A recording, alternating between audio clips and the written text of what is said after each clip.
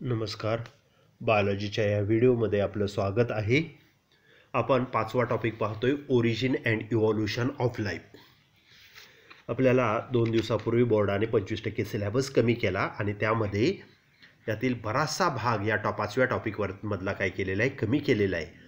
तर पहिले जे पॉईंट आहेत 5.1 पासून त्यामधील फक्त 5.6 5.6 एवढाच पॉईंट आहे.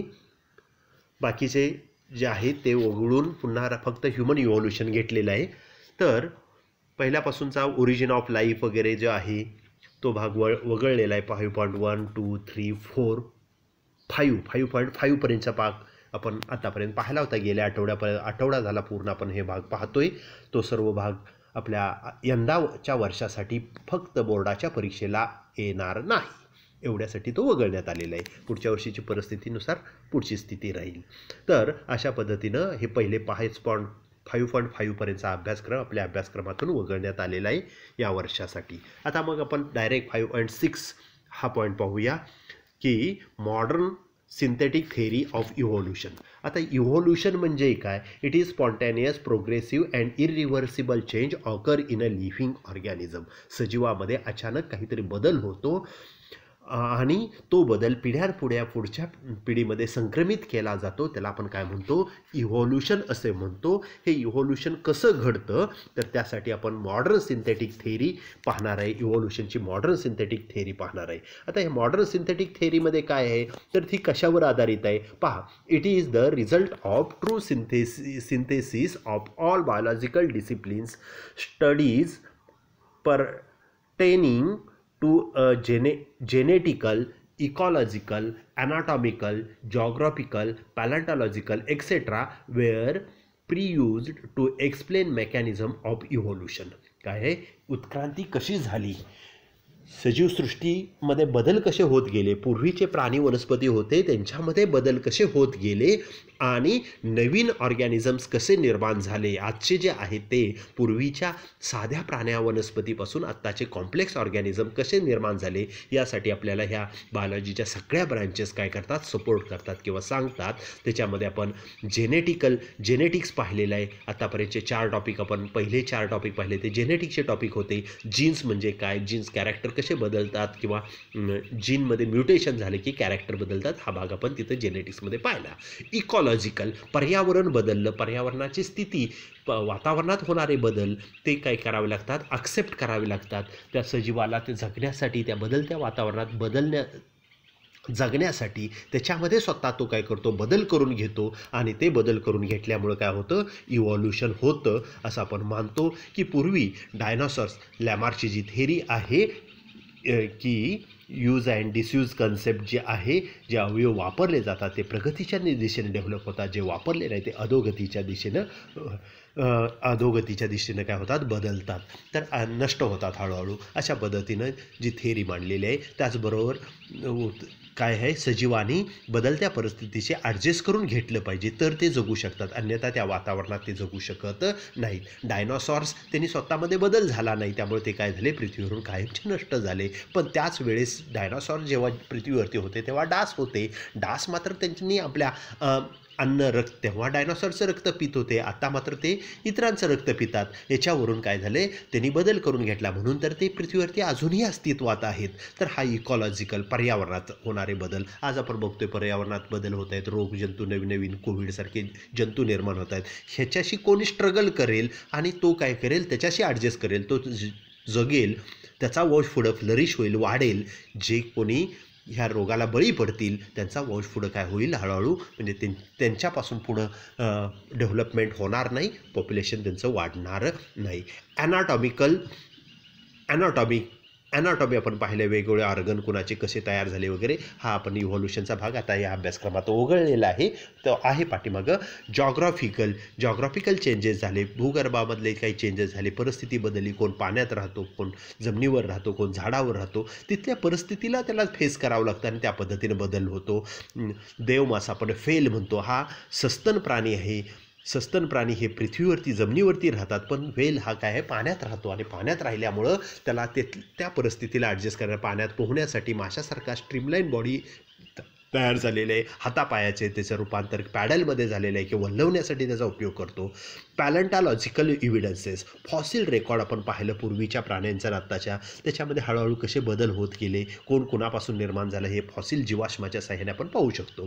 तर अशा अनेक ब्रँचेस आहेत बायोलॉजीच्या, त्याच्यामुळे आपल्याला उत्क्रांती कशी झाली ही समजते. Were pre use to explain the mechanism of evolution, ह्या सगळ्या गोष्टी आपल्याला काय करतात, उत्क्रांती कशी झाली हे सांगण्याचं काम करतात. Also due to important was given to both mutation and natural selection. त्याचबरोबर काय आहे, म्युटेशन जीनमध्ये बदल होतो, जेनेटिक्स बदलतात, कॅरेक्टर आणि त्याच्यामुळे कॅरेक्टर बदलतात. ते कॅरेक्टर बदललेले कॅरेक्टर निसर्गानं ॲक्सेप्ट केले, निसर्गामध्ये त्या ऑर्गॅनिझमच्या दृष्टीने ते फायद्याचं असेल तर ते फ्लरिश होतात, ते ॲबनॉर्मल कॅरेक्टर असेल तर ते काय होतात, व्हॅनिश होतात. उदाहरणार्थ आपण जेनेटिक्समध्ये पाहिलं की ॲबनॉर्मल जेनेटिक डिसऑर्डर्स आपण पाहिलं ह्युमन बिईंगमध्ये, कलर ब्लाइंडनेस, हिमोपिलिया वगैरे वगैरे, हे ॲबनॉर्मल जीन तयार झाले आणि हे ॲबनॉर्मल जीन काय होतो, त्यांचा वंश काय होऊ शकत नाही, वाढू शकत नाही. कलर ब्लाइंडनेस असणाऱ्या व्यक्तीला रेड आणि ग्रीन सिग्नल दिसत नाही, तो ॲक्सिडेंटमध्ये काय होईल, नष्ट होईल, म्हणजे त्यांचा वंश वाढेल का, नाही. पण ज्याला कलर डिफरन्शिएट योग्य पद्धतीने होतो त्याचा वंश काय होईल, वाढेल, तो जास्त दिवस पृथ्वीवरती जिवंत राहील. अशा पद्धतीने निसर्गात सिलेक्शन होतं आणि जे एखादं बदललेलं कॅरेक्टर चांगलं असेल तर ते मात्र वाढतं. बुद्धिमत्ता दिवसेदिवस वाढत चाललेलं आहे, हे चांगलं कॅरेक्टर आहे, बुद्धिमान मानव पुढच्या पिढी तयार होते, हे चांगलं कॅरेक्टर आहे. त्यामुळं मानवामध्ये हे कॅरेक्टर काय होतंय, फ्लरिश होतंय, त्यांचा वंश वाढतोय.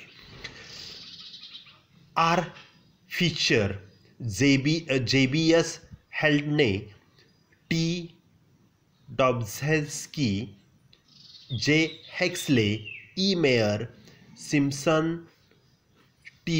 स्टीबिन्स, Fisher, Sewall Wright, Mendel, T.H. Morgan etcetera, हे सगळे काय आहेत, इव्हॉल्युशनशी रिलेटेड संशोधन करणारे हे शास्त्रज्ञांची नावं आहेत. Are the main contribution of modern theory of evolution. आणि ह्या सगळ्यांचा काय आहे, कशामध्ये, ही मॉडर्न सिंथेटिक थेअरी मांडण्यामध्ये काय आहे, हातभार आहे. या सर्वांनी मिळून त्यांच्या परीनं संशोधन करून काय केलेलं आहे, हे मॉडर्न सिंथेटिक थेअरी मांडलेली आहे. Stebbin in his book discussed 5 key factors such as gene mutations, mutations in the chromosome structure and number, genetic recombination, natural selection and reproductive isolation. हे 5 कॅरेक्टर स्टीबननी मांडलेले आहे की त्यांच्या पुस्तकामध्ये, की हे 5 कॅरेक्टरवर अवलंबून आहे. एकमध्ये जीनमध्ये म्युटेशन होतो, बदल होतो, चेंज होतो. हा बदल उपयोगी असेल तर तो फ्लरिश होतो, दुरुपयोगी असेल तर नष्ट होतो. म्युटेशन, जीन म्युटेशन होतं. म्युटेशन इन क्रोमोसोम्स, अख्खा क्रोमोसोम प्रत्येक ऑर्गॅनिझममध्ये क्रोमोसोमची संख्या वेगळी आहे, तर क्रोमोसोम्स बदलतात, नंबर त्याचा बदलतो, स्ट्रक्चर रचना बदलते, क्रोमोसोमची नंबर बदलतात. जेनेटिक रिकॉम्बिनेशन्स, जीन्समध्ये काय होतं, रिकॉम्बिनेशन होतं, कॅरेक्टर, दोघांचे कॅरेक्टर मिक्स होतात, आईवडिलांचे कॅरेक्टर दोघांचे मिक्स होऊन मुलांचे कॅरेक्टर ठरतात. नॅचरल सिलेक्शन, निसर्गात बदललेले कॅरेक्टर जर निसर्गानं सिलेक्ट केले, निसर्गात ते त्यावेळच्या परिस्थितीत ते जर उपयोगी असेल तर ते फ्लरिश होतात. आणि रिप्रोडक्टिव्ह आयसोलेशन, तो समूह जो आहे ऑर्गॅनिझमचा, त्या स्पेसीसचा, तो त्या भागामध्ये सातत्यानं पुनरुत्पादन होतं. तो जर दुसऱ्या समूहात मिसळत नसेल तर तो रिप्रोडक्टिव्ह आयसोलेट ग्रुप तयार होतो आणि रिप्रोडक्टिव्ह आयसोलेट ग्रुपमुळं काय होतं, तेवढ्यामध्येच काय होतं, ते कॅरेक्टर डेव्हलप होतं आणि नवीन स्पेसीस तयार होते. Contributed in the evolution of a new species. आणि यामुळे काय होते, नवीन जात, त्या ऑर्गॅनिझमची नवीन जात निर्माण होते. जॉग्राफिकल आयसोलेशनमुळे नवीन जात निर्माण होते. All individuals of the same species contribute the population. काय म्हटलेलं आहे, पॉप्युलेशन म्हणजे काय, लोकसंख्या म्हणजे काय. द इंटरॅक्टिंग पॉप्युलेशनची डेफिनेशन आहे, स्पेसीज म्हणजे आपण पाहतो, स्पेसीज एक जात, मानव जात म्हणतो आपण, बरोबर आहे का. मंकी ही एक, डॉंकी एक जात आहे, आंबा ही एक जात आहे, लिंबू ही एक जात आहे. तर ही काय, स्पेसीज म्हणजे काय, group of interacting and interbreeding individual to produce the fertile offspring is called as a species. आपण स्पेसीज कुणाला म्हणतो, जात कुणाला म्हणतो, की ज्याच्यामध्ये इंटरॅक्शन होतं, ज्यांच्यामध्ये पुनरुत्पादन होऊ शकतं आणि पुनरुत्पादन करून तयार होणारा नवीन जीव आहे तोही पुनरुत्पादनास पात्र असतो, त्याला काय म्हणतो आपण, स्पेसीज म्हणतो. त्या असं का म्हटलं तर त्याला एक अपवाद आहे. आपण पाहतो मोल, खेचर नावाचा प्राणी आहे. खेचरला ही वेगळी जात आहे, डॉंकी ही वेगळी जात आहे आणि हॉर्स ही वेगळी जात आहे. हॉर्स आणि आपल्याला खेचराचं जर पिलू पाहिजे असेल तर हॉर्स आणि डॉंकीमध्ये काय करतात, ब्रीडिंग घडवतात, पुनरुत्पादन घडवतात आणि त्याच्यापासून जे पिलू जन्माला येतं त्याला आपण खेचर म्हणतो. पण खेचर पुन्हा खेचराच्या पिलाला जन्म देऊ शकत नाही. म्हणजे ह्या वेगवेगळ्या जाती आहेत. तर अशा पद्धतीनं स्पेसीज आणि ह्या species all individuals of the same species काय आहे, त्या same species all the individuals of the same species contribute the population, की एकाच जातीचे सर्व ऑर्गॅनिझम मिळून काय म्हणतो आपण त्याला जात असे म्हणतो, पॉप्युलेशन असे म्हणतो. मानवाची लोकसंख्या, पृथ्वीवर आढळणारे सर्व मानव, मग कुठल्याही देशातील असो, ह्या सगळ्यांचं मिळून काय म्हणतो मानवाची लोकसंख्या. बरोबर आहे का, की ज्यांच्यामध्ये पुनरुत्पादन घडू शकतं, इंटरब्रीडिंग होऊ शकतं. The population occur in small group of interbreeding population. Populations occur in small group of interbreeding population. Such a small interbreeding group of population is referred as Mendelian population. काय म्हटलेलं आहे, ज्या ग्रुपमध्ये पुनरुत्पादन होतं त्यांना आपण काय म्हटलेलं आहे, मेंडेलियन पॉप्युलेशन. अनेक वर्ष जर त्यांच्यामध्ये तेवढ्याच ग्रुपमध्ये जर पॉप्युलेशन काय होत असेल, इंटरब्रीडिंग होत असेल, फर्टिलायझेशन होत असेल, तर तेवढ्या पॉप्युलेशनला आपण काय म्हणतो, मेंडेलियन पॉप्युलेशन असे म्हणतो. बरोबर आहे, त्याला मेंडेलियन पॉप्युलेशन असे म्हणतो. म्हणजे समजा एखाद्या तलावामध्ये असणारे जे मासे आहेत ते एवढाच गट की त्यांच्यामध्येच हजारो वर्षे ते तिथंच फक्त पुनरुत्पादन होते. दुसऱ्या तलावामधले मासे तिथे येणार आहेत का मिक्स व्हायला? नाही. मग त्यांचं पुनरुत्पादन होणार का? नाही. तर अशा पद्धतीनं तो माशांचा समूह म्हणजे काय झालं, Mendelian population of that fish. त्या माशांचा काय झाला, मेंडेलियन पॉप्युलेशन झालं असं म्हणता येईल. Total genetic information encoded in the sum total of the gene in the Mendelian population is called gene pool. पुढची डेफिनेशन आहे जीन पूल. पॉप्युलेशन लोकसंख्या म्हणजे काय समजलं, मेंडेलियन पॉप्युलेशन म्हणजे काय, तर त्यातला एक विशिष्ट समूह की ज्यांच्यामध्ये फक्त पुनरुत्पादन होतं, दुसऱ्याच्यात होत नाही, त्याला आपण मेंडेलियन पॉप्युलेशन म्हणू. तर त्यानंतर जीन पूल म्हणजे काय पा, the total genetic information encoded in the sum total of the gene in the Mendelian population is called as a gene pool. त्या पॉप्युलेशनमध्ये, त्या मेंडेलियन पॉप्युलेशनमध्ये असणारे सर्व कॅरेक्टर्स आणि त्या कॅरेक्टरसाठी असणारे सर्व जीन्स त्याला आपण काय म्हणू, जीन पूल असे म्हणू. बरोबर आहे. मानवाचा जीन पूल आहे. बरोबर आहे का नाही. मानवाचा जीन पूल म्हणजे त्याला आपले कॅरेक्टर ठरलेले आहेत की हाताला 5 बोटे असणार, पायाला 5 बोटे असणार, हात कसे असणार, पाय कसे असणार. बरोबर आहे. ह्याचे ते जीन्स त्याच्या काय असतात, क्रोमोसोमवरती असतात. ह्या जीन पूलमध्ये मानवाच्या क्रोमोसोमवरती शिंग असावीत असा जीन असणार नाही. म्हणजे तो जीन पूलमधला हा काय नाही आहे, तो जीन पूलमधलं हे कॅरेक्टर नाही. त्याचा जीन कुठल्याही मानवामध्ये तुम्हाला शिंग निर्माण होणे, जसे गाई म्हैशीनं असतात तशा पद्धतीने शिंग तयार होणारा जीन असणार नाही. म्हणजे जे काही आज आहेत मानवामध्ये सगळे कॅरेक्टर की जे मानव जातीमध्ये ते कॅरेक्टर दिसतात, मग तो कुठलाही पृथ्वीवरचा असू द्या, कुठल्याही देशातला असू द्या, त्याच्यामध्ये जे कॅरेक्टर आहे त्या सर्वाला मिळून आपण काय म्हणतो, जीन पूल म्हणतो. त्यातला आणि मेंडेलियन जीन पूल म्हणजे ज्यांच्यामध्ये पुनरुत्पादन होतं तेवढ्यांचा समूह, त्याच्यामधले असणारे कॅरेक्टर्स आणि त्याचे असणारे जीन्स, त्याला आपण काय म्हणतोय, जीन पूल असे म्हणतोय. Simply gene pool means the total number of genes of all individual in a population. काय म्हटलेलं आहे, जीन पूल म्हणजे काय, total number of genes of all individuals in a population. त्या लोकसंख्येमध्ये, त्या समूहामध्ये आढळणाऱ्या सर्व कॅरेक्टरचे जीन म्हणजेच gene pool. The gamete produced by individual furnish a pool of genes to next generation from which the genes will be selected. काय म्हटलेलं आहे की गॅमिट्समधून, आपल्याला माहिती आहे पुयुग्मक स्त्रीयुग्म, गॅमिटमधून काय होतात, अनुवंशिक कॅरेक्टर संक्रमित होतात. त्यांच्यामध्ये गॅमिटमध्ये असणारे जे क्रोमोसोम्स आहेत, त्या क्रोमोसोमवर असणारे जे जीन्स आहेत, ते जीन्स काय करतात, पुढच्या पिढीमध्ये काय करतात, कॅरेक्टर संक्रमित करतात. The gamete produced by individual furnish a pool of gene in next generation. पुढच्या पिढीमध्ये काय करतात, संक्रमित करण्याचं काम करतात. The migration of population effectively alter the gene pool. आणि तो जो जीन पूल आहे तो काय होतो, मायग्रेशनमुळं, स्थलांतरामुळं काय होतो, तो जीन पूलचं पॉप्युलेशन काय होतो, अल्टर करतो, चेंज करतो. पॉप्युलेशनमधलं संख्या कमी जास्त होऊ शकते किंवा वेगळे कॅरेक्टर असणारे वेगळे जीन्स त्या जीन पूलमध्ये काय होऊ शकतात, येऊ शकतात. म्हणजे काय म्हणायचं आहे या ठिकाणी, की एका ठिकाणी असणारे, उदाहरणार्थ आपण भारतामध्ये राहणारे, भारतामध्ये असणारे त्यांच्यामध्ये काय होतं, मॅरेजेस, मानवामध्ये मॅरेजेस होतात, त्यांच्यामध्ये काय होतात, कॅरेक्टर बदलतात. त्या पद्धतीनं भारतामधले मानव आहे त्याची एक विशिष्ट रचना, शरीर रचना आहे. तीच दुसऱ्या देशातील एखादा मानव आला, त्याच्याशी काय झालं, मॅरेजेस झालं, त्यांचे पॉप्युलेशन तयार झालं, तर काय झालं, इथं जीन पूल काय झाला, मध्ये मायग्रेशनमुळं काय झाला, बदल झालेला दिसेल. तर अशा पद्धतीनं gene pool also change due to replacement of one generation by another in Mendelian population. आणखी काय म्हटलंय, जीन पूल काय होतो,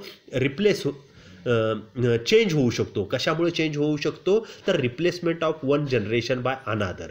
एक पॉप्युलेशन आहे, त्या ठिकाणचं पॉप्युलेशन आहे, दुसरा त्या जातीचा ऑर्गॅनिझम दुसऱ्या भागातून तिथं आला आणि तो त्यांच्याबरोबर इंटरब्रीडिंग करू लागला, तर काय होतं, तिथलं जो जीन पूल आहे तो काय होऊ शकतो, चेंज होऊ शकतो. दस any change in the gene pool affects population. आणि हा जो जीन पूलमध्ये होणारा बदल जो आहे तो काय करतो, पॉप्युलेशनवरती परिणाम करतो. Genes are arranged linearly on the chromosomes. Genes काय असतात, क्रोमोसोमवरती आपण पाहिलं मॉलिक्युलर बेसिस ऑफ इनहेरिटन्समध्ये, की जीन्स क्रोमोसोमवरती काय असतात, असे एका लाईननं काय झालेले असतात, अरेंज झालेले असतात, रचलेले असतात.